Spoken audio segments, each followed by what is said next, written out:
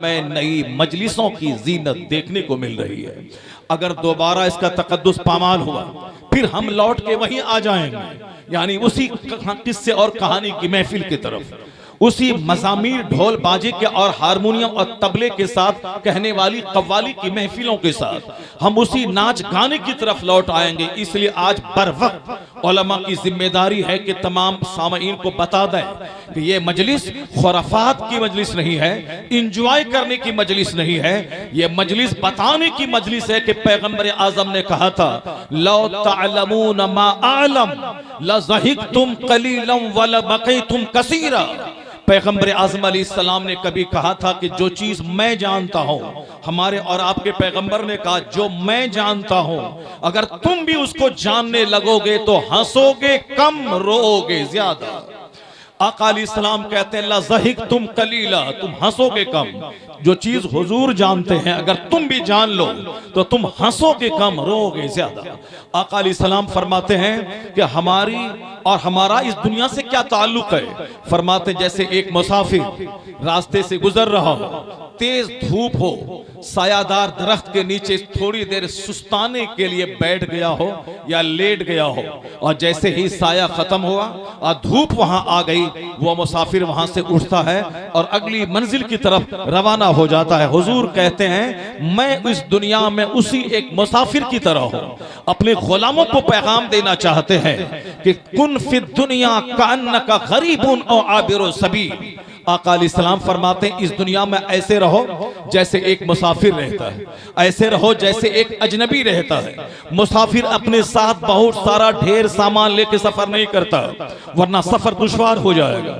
अजनबी आदमी ज्यादा लोगों से ताल्लुकात कायम नहीं करता, वो सोचता है कि मैं दिल्ली आया हूं सफर करके काम करने के लिए, मेरा काम निपट जाए, फौरी मुझे वतन वापस लौट के जाना है।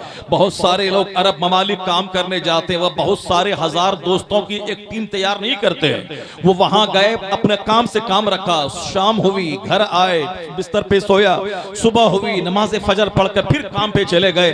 न दोस्ती नाता किसी से करते, क्यों, मुझे लौट के घर जाना है, मैं कमाने आया हूं। हुजूर फरमाते हैं अजनबी की तरह दुनिया में रहो, दोस्तियों का नेटवर्क मत फैलाओ, दोस्तों का जाल मत फैलाओ, क्योंकि तुम्हारी मंजिल ये दुनिया नहीं है, तुम्हारी मंजिल आखिरत है, तुम्हारी मंजिल जन्नत है। तुम्हें इस दुनिया में एक पानी के बुलबुले की तरह दुनिया में रहना है। जैसे सुबह पैदा हुए शाम मर गए, जैसे ढलती छांव की तरह, अभी कभी साया इधर कभी साया उधर। तुम्हें एक मुसाफिर की तरह दुनिया में रहना है, तुम्हें एक अजनबी की तरह दुनिया में रहना है।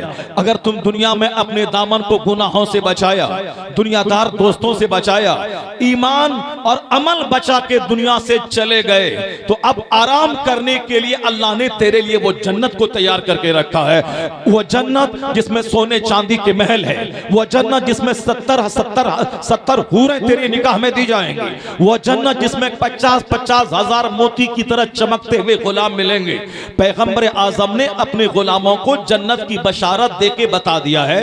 कुफ्फारो मुशरिकीन की तरह दुनियादार मत बन जाना, मुशरिकों की तरह इस दुनिया की मोहब्बत में गिरफ्तार होकर अपनी आखिरत की फिक्र मत छोड़ देना। हुजूर ने कहा तुम इस दुनिया में मुसाफिर की तरह रहो, यहाँ सब्र करना, यहाँ तूफान पे सब्र करना, यहाँ जलजला पे सब्र करना, यहाँ बीमारी पे सब्र करना, यहाँ रिस्क की तंगी पे सब्र करना, यहाँ कुफ्फारो मुशरिकीन की दुश्मनी पे सब्र करना, यहाँ सब्र करना। जैसे ही रिश्ता सास का टूटेगा, जन्नत का सारा इनाम अल्लाह तेरे लिए तैयार करके रखा है। तुम्हें जन्नत के इंतजार में जीना है, जन्नत के शौक में जीना है, ताकि तेरा दुनिया में जीना भी आसान हो जाए। ये इस दुनिया ने बहुत सारों को तबाह कर दिया, इस दुनिया ने एक डाइन की तरह बेशुमार लोगों को दुनिया खा गई, उनके तकवा को खा गई, उनकी बुजुर्गी को खा गई, उनके घमंड और गुरूर को खा गई, ये दुनिया उनके गोरे रंग को खा गई। इसलिए आला हजरत ने कभी कहा था, शहद दिखाए जहर पिलाए, कातिल डाइन शौहर कुश। ये दुनिया शहद दिखाती है और ये दुनिया जहर पिलाती है, ये दुनिया कातिल है, ये दुनिया डाइन है।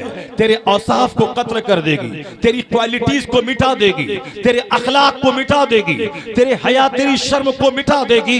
इसलिए दुनिया पे मत रीजना, कुन फिद दुनिया कान्नका गरीबुन और आबिरो सबील।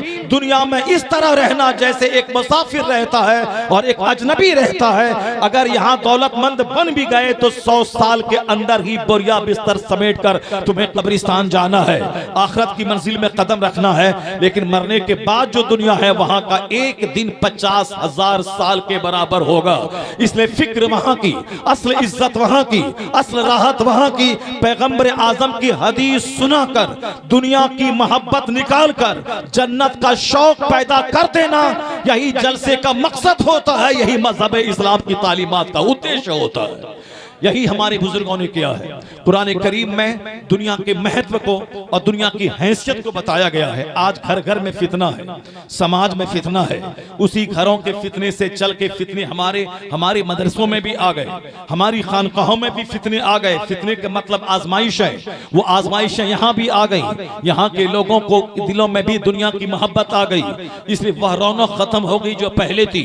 यही मोहब्बत स्कूल कॉलेज में आ गए। जो आदमी, जो टीचर सुबह सवेरे छड़ी लेकर हर घर में जाकर घूमकर बच्चों को लोग लाते थे और स्कूल बच्चों से सजता था, बच्चों को अपना बच्चा टीचर समझता था। लेकिन वो टीचर भी आज मतलबी हो गए, क्योंकि उन्हें दूसरों के बच्चों के फ्यूचर से कोई मतलब नहीं है। उन्हें मतलब है कि मैं 5 घंटे स्कूल में ड्यूटी करूं, महीना लगे तो 1 लाख 1.5 लाख जो मेरी तनख्वाह है मैं उसे लूं, मैं अपने बच्चों को अमेरिका में पढ़ाऊं, मैं अपने बच्चों को अलीगढ़ में पढ़ाऊं, मैं अपने बच्चों को JNU में पढ़ाऊं, मेरा बच्चा पढ़े। और जिनके बच्चों के नाम पे 1 लाख रुपए तनख्वाह गवर्नमेंट देती है, वो बच्चे आए या नहीं आए। दुनिया की मोहब्बत ने स्कूल की रौनक छीन लिया, दुनिया की मोहब्बत ने मदरसों की चटाई की रौनक को छीन लिया। आप देखते होंगे उत्तर प्रदेश के मदरसों में जब 3,000 रुपए तनख्वाह टीचरों की होती थी, वह टीचर फजर के बाद 1 घंटा बच्चों को पढ़ाते थे, 5 घंटे क्लास टाइम में पढ़ाते थे, 2 घंटा मगरिब के बाद पढ़ाते थे, 1 घंटा ईशा के बाद बच्चों की निगरानी करते थे। कुल मिलाकर 9 से लेके 10 घंटे तक टाइम दिया जाता था उसी 5,000 रुपए तनख्वाह में। लेकिन जब गवर्नमेंट ने 1.5 लाख रुपए तनख्वाह कर दी कि हर महीने अब वह 5 घंटे भी बमुश्किल तमाम नौकरी अपनी बचाने के लिए वो मेहनतें 5 घंटे आके पढ़ाते हैं। जो 3,000 रुपए 5,000 रुपए में सारे मोहल्ले के बच्चों को अपना बच्चा समझकर जो मेहनत करते थे, दुनिया की मोहब्बत हुब्बे दुनिया ने इस मदरसे की रौनकों को छीन लिया। अब वहां कोई आए या आए वो अपना जाने, मुझको क्या मतलब, मैं आ गया क्लास में, मैं बैठा हूं। अब बच्चे आए या ना आए, पहले वो 1,000 रुपए में बच्चों के पास जाके बच्चों को बोला करके तब वो पढ़ाई करते थे। मैं कहता स्कूल और कॉलेज को भी दुनिया की मोहब्बत ने उजाड़ दिया। वहीं से ये गंदगी चल के आई और फिर वो गंदगी हमारे स्कूल और मदरसों में भी दाखिल हो गई। नतीजे में मुट्ठी भर लोग रह गए आखिरत की मोहब्बत में बच्चों पे मेहनत करने वाले। अक्सर लोग सिर्फ अपने बच्चे को बच्चा समझते हैं और समाज के बच्चों पे उनकी मेहनतें खत्म हो गई। मैं आपसे कहना चाहता हूं, जिस तरह दूसरों के यहाँ पे इंजॉय करने के लिए मजलिसें मुनक्किद होती थी कि लोग यहाँ आएंगे, नाचेंगे, थुरकेंगे और गाएंगे और फिर 1 घंटे तक इंजॉय करके वो मजलिसों से चले जाएंगे। दुनियादारों की मजलिसों में जहाँ खेल तमाशा होता था, जहाँ हारमोनियम तबला बजता था, जहाँ दूसरों को इंजॉय करने के लिए स्टेज पर नाचने वाली खवातीन आती थी और आज भी आ रही है, वहां आने का मकसद था दुनिया में इंजॉय करे, लज्जतें हासिल करे। मरने के बाद क्या होगा कौन देखा है, यही मुझे इंजॉय करना है, यही मुझे आंखों को सेकना है, यही मुझे कानों में गाने की आवाज सुनना है, यही अपना गम हल्का करना है। तो गम हल्का करने के लिए बड़े बड़े प्रोग्राम मुनक्किद हो रहे हैं, मगर हमारे बुजुर्गों ने 1400 साल से लेकर आज तक मस्जिदों के खुतबे से सबक सीखा कि 5 वक्त की नमाजों में खुतबा हो न हो, जुमा का खुतबा कंडीशन मशरूत है। जिस तरह बगैर वजू के नमाज नहीं होगी, उसी तरह बगैर खुतबे जुमा के जुमा की नमाज नहीं होगी। ताकि कंपलसरीली एक दिन हफ्ता में वाज सुने बंदा, एक दिन जरूर लोगों तक अल्लाह का पैगाम पहुंचाया जाए। खुतबे जुमा में अरब हो या अजम, हर जगह एक आयत की तिलावत होती है, इन्नल्लाह यअमुरु बिल अदल वल इहसान व इताए ज़िल कुर्बा व यनहा अनिल फहशाए वल मुनकर वल बग़ी यइज़ुकुम लअल्लकुम तज़क्करून। कभी आपको तौफीक मिले तो इमाम साहब के पास आके कहें कि 6666 कमोबेश आयतों में सिर्फ एक आयत की तिलावत अरब में भी होती है और अजम में भी होती है जुमा के खुतबे में। आखिर क्या मतलब है? 6000 से ज्यादा आयतें हैं कुरान में, उन आयतों की तिलावत जुमा के दिन खुतबे जुमा में क्यों नहीं होती है? जिस दिन आपको तौफीक मिलेगी और उस दिन आप इमाम साहब के पास आके पूछेंगे कि इन्नल्लाह यअमुरु बिल अद्ल, मैं 4 साल की उम्र से सुन रहा हूं, अभी 84 साल की उम्र के हो गए तो भी वही मैं सुन रहा हूं, आखिर इसमें रीजन क्या है? एक आयत ही हर जुमा के दिन रिपीट क्यों उसकी की जाती है? जिस दिन आपको शौक पैदा होगा उस दिन ये इमाम साहब आपको बताएंगे कि मुहद्दिसीन ने कहा है, मुफस्सिरीन ने कहा है कि कुरान पाक की तो सारी आयतें लाजवाब है, सब अल्लाह का कलाम है, मगर कुछ आयतें ऐसी हैं जो बिल्कुल जामे कहलाती है, यानी जिसमें समंदर को कूजे में समो दिया गया है, जो बिल्कुल मुख्तसर और जामे आयत है, जिसमें तमाम तालीमात को बयान कर दिया गया है। उन्हीं जामे आयतों में एक आयत है इन्नल्लाह यअमुरु बिल अद्ल, जिसके बारे में मुफस्सिर कहते हैं इसके पढ़ देने का मतलब हुआ कि सारा कुरान पढ़ दिया गया। इसके पढ़ने का मतलब सारा कुरान पढ़ दिया गया। हर जुमा के दिन उसका मीनिंग क्या होता है? बेशक अल्लाह हुक्म देता है अदल करने का, इंसाफ करने का, एहसान करने का, नेकी करने का और अपने रिश्तेदारों को देने का, यानी सखी बनने का, कंजूस बनने का नहीं। हर जुमा के दिन इन 3 बातों का जिसका हुक्म इस आयत करीमा में दिया गया लोगों के सामने बयान किया जाता है कि अदल करना, जुल्म मत करना, एहसान करना, पाप मत करना, रिश्तेदारों को देना, रिश्तेदारों को निचोड़ने, रिश्तेदारों किसके सामने हाथ फैलाकर भीख मांगने के लिए तुम पैदा नहीं हुए हो, तुम सखी बनना, अल्लाह तुझको देगा। रोजाना 2 फरिश्ते आसमान से जमीन पे नाजिल होते हैं। बुखारी शरीफ की हदीस में कहा गया है मा मिन यौमिन युस्बिहुल इबादु फी इल्ला मलकान यनज़िलान, कोई दिन ऐसा नहीं गुजरता जिस दिन आसमान से 2 फरिश्ते नाजिल ना होते हो। वह दोनों फरिश्ते क्या कहते हैं? यकूलु अहदुहुमा, उनमें से एक कहते हैं अल्लाहुम्मा आते मुनफिकन खलफा, ए अल्लाह जो लोग तेरी राह में खर्च करते हैं, जो मुनफिक हैं, जो इन्फाक करते हैं, खर्च करते हैं, इलाही उनको और नवाज, उसको और तू दे। इसीलिए खर्च करने वाला कभी महरूम नहीं रहता। खर्च करने वाला 10 देता है, अल्लाह उसे 100 देता है। जो 100 खर्च करता है, अल्लाह उसे 1000 देता है। खर्च करने का मतलब सिर्फ मदरसे में नहीं देना, मस्जिद में नहीं देना, अपने गरीब रिश्तेदारों को देना, अपनी गरीब बहन को देना, अपनी गरीब फूफी को देना, अपनी गरीब चची को देना, जो यतीम हो गए उन बच्चों को देना, ताकि मुस्लिम समाज कंगालों का समाज ना हो, मुस्लिम समाज गरीबों का समाज ना हो। यहूदियों का समाज कंगाल का समाज हो सकता है, चूंकि वहां सदक़े फित्र का सिस्टम नहीं है, वहां ज़कात का सिस्टम नहीं है, वहां उश्र का सिस्टम नहीं है। लेकिन अगर जिस मजहब में उश्र का सिस्टम है कि जमीन से फसल पैदा हो तो कोठी में बाद में रखना, वो आतू हक़्क़हू यौम हसादी, खेती कटने के दिन उसका हक निकाल देना, उसका हक निकाल के अल्लाह के फरिश्ते को मत देना कि अल्लाह के फरिश्ते खाने से पाक है, अल्लाह रब्बुल इज्जत खाने से पाक है। या जमीन से उगने वाली सारी फसलें, चाहे खीरा हो, चाहे ककड़ी हो, चाहे बैंगन हो, चाहे गेहूं हो, चाहे चावल हो, यह खेती अल्लाह ने दी है। तुमने एक दाना गेहूं का डाला, अल्लाह 1000 दाना तुझे वापस करके देता है। तुमने एक दाना मकई का तुमने खेत में डाला, वह दाना सड़ के एक पौधा निकालता है, उस पौधे में 10 भुट्टे निकलते हैं, 10 भुट्टों में 100 दाने होते हैं। तुम एक डाला, अल्लाह ने 1000 दाने तुझको दे दिए। उसी तरह तुम अपने गरीब भाइयों को 1 रुपए दे, वो अल्लाह ताला तुम्हें वापस तुझे 1000 दे देगा। तुम अपने गरीब भाइयों को दो, गरीब बहनों को दो। ऐसा ना हो कि तू खूब आराम से फॉर्च्यूनर पे घूमो और तेरी बहनें भीख मांगे। ऐसा ना हो कि तू आराम से अपने घर में रहो और तेरा भाई किराए के घर में रहे। नहीं, बल्कि खुद जियो, दूसरों को जीने दो। अब जरूरत से ज्यादा माल अल्लाह ने दिया है, उसमें तेरी बहन का हक है, उसमें तेरे भाई का हक है, उसमें गरीबों मिस्किनों का हक है। जरा तन्हाई में बैठ के गौर करें कि आज यहूदी मालदार है, क्यों? यहूदी देने का प्लान बनाता है कि हवाई जहाज में दुनिया को दूं, माइक्रोफोन में दुनिया को दूं, एटम बम में दुनिया को दूं, फोर्स साहब में 2 व्हीलर से लेके 100 व्हीलर ट्रेन तक में दुनिया को दूं। उन लोगों ने देने का मजाज बनाया। तो जिस माइक्रोफोन में मैं बात कर रहा हूं, यह कोई हिंदुस्तान का हिंदू या मुसलमान नहीं बनाया है, वह 7 समंदर पार के यूरोप का क्रिश्चियन यहूदी उसने बनाया है। जिस हवाई जहाज पे मैं चलता हूं, वह हिंदुस्तान का कोई हिंदू या मुसलमान नहीं बनाया है।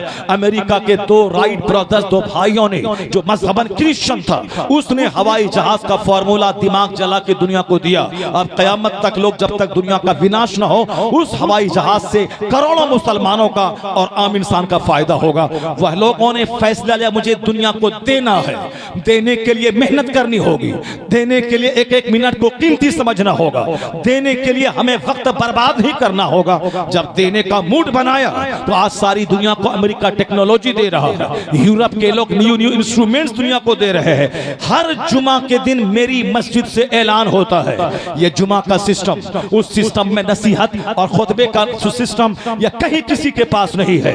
गैर मुस्लिम हिंदुओं के यहाँ आप देख ले, उसके यहाँ वीकली या डेली का कोई सिस्टम नहीं है कि कंपलसरीली यह पूजा करना होगा या मंदिर जाना होगा या वीक में एक बार जाना होगा या मंथली एक बार जाना होगा या ईयरली एक बार जाना होगा। वहां तो मन की पूजा है। अगर हमें अब बेटा चाहिए तो अब साहब बेटे की पूजा है, भाई का प्यार चाहिए तो साहब रक्षाबंधन का पूजा है, हमें शौहर की लंबी उम्र चाहिए तो कड़वा चौथ की पूजा है, हमें दौलत चाहिए तो लक्ष्मी की पूजा है, हमें इल्म चाहिए तो विद्या सरस्वती की पूजा है। यानी मन के हिसाब से उन्होंने बना लिया। अब जब उसको दौलत चाहिए वह दौलत की पूजा करे, जब उसे शौहर की लंबी उम्र चाहिए वह कड़वा चौथ की पूजा करे। हम उनके यहाँ कोई पूजा भी उसमें दुनिया शामिल है, दौलत की खातिर, नफ्स की खातिर, शौहर की खातिर, बाल बच्चों की खातिर। क्रिश्चियनों के यहाँ भी कोई सिस्टम नहीं है। वीकली हफ्ते में एक बार संडे को आ जाए चर्च और ढोल बजाएं चले जाएं, वो कंपलसरी नहीं। जो आ गया तो वाह वाह, नहीं आया तो वाह वाह। इसलिए उनके यहाँ कोई समझाने वाला नहीं है, कोई समझाने का सिस्टम नहीं है। नतीजे में शराब है वहां, नतीजे में जिना है वहां, नतीजे में सूद है वहां, नतीजे में झूठ है वहां। यहूदियों के यहाँ जिनाकारी कसरत से, शराब नोशी कसरत से। कोई डांटने वाला नहीं है, कोई बोलने वाला नहीं है, कोई समझाने वाला नहीं है। मगर इस्लाम का एहसान है कि हर जुमा के दिन खुतबा के जरिए, खुतबा जुमा के जरिए हम समझाने का एक सिस्टम दिया गया है, समझाने का एक सिस्टम दिया है। 5 वक्त की नमाजें जहां चाहे पढ़ ले। जुमा की नमाज जमात के साथ होगी, जुमा की नमाज से पहले खुतबा होगा, तकरीर होगी। तकरीर का मतलब उसमें वाज किया समझाया जाएगा। जिस तरह बगैर वजू के नमाज नहीं होती, उसी तरह बगैर खुतबे जुमा के जुमा की नमाज नहीं होती है। तो हमारे यहाँ जुमा का सिस्टम, ताकि बड़ी जमात हफ्ते में हो, नमाज पंजगाना रोजाना 5 बार हो। पंजगाने में तकरीर की कोई जरूरत नहीं है, हो ना हो, मगर जुमा के दिन तकरीर की जरूरत है, वह फर्ज है, वह मशहूर शर्त है खुतबे जुमा। इन्नल्लाह यअमुरु बिल अदल वल इहसान, ताकि लोग सुन ले। चूंकि जुमा के दिन जब सुनेंगे तो अल्लाह का डर पैदा होगा, अल्लाह का खौफ पैदा होगा, आखिरत की तलब पैदा होगी, जन्नत जाने की तैयारी का शौक पैदा होगा। लेकिन मालूम है, बंदा जब सुनता है, सुनने के बाद धीरे धीरे नसीहत का पानी उतरता है। जुमा के दिन मुझको डर लगा, नहीं मुझे कुफ्फार और मुशरिकीन की तरह दौलत नहीं जमा करना है। हुजूर ने कहा है, ला तत्तखिजु ज़अता फतरगबु फी दुनिया। मुस्तफा ने कहा है, सामान की खरीदारी के पीछे ज्यादा मत पड़ो, वरना दुनिया की तरफ माइल हो जाओगे। हमने देखा जो जमीन की खरीदारी का रसिया बना, वह सारी जिंदगी इससे कर्जा लेना, उससे कर्जा लेना, जमीन खरीदना। जमीन तो खरीदा मगर जमीन से फायदा ही उठाया, उससे पहले ही मर गया, कब्र में सड़ने को पहुंच गया। जो मकान बनाने का रसिया हुआ, क्या गांव में मकान हो जाए, इस्लामपुर में मकान हो जाए, एक मकान सिल्लीगुड़ी में हो जाए, एक मकान पटना बिहार की राजधानी में हो जाए, एक मकान बंबई में हो जाए, ताकि मेरे बाप को अगर कैंसर हो तो वहां के टाटा हॉस्पिटल में इलाज कराने के लिए हॉस्पिटल में नहीं रहना पड़े, अपना वहां घर होना चाहिए। जो मकान की खरीदारी के पीछे पड़ा, वह किसी एक मकान में कायदे से रह नहीं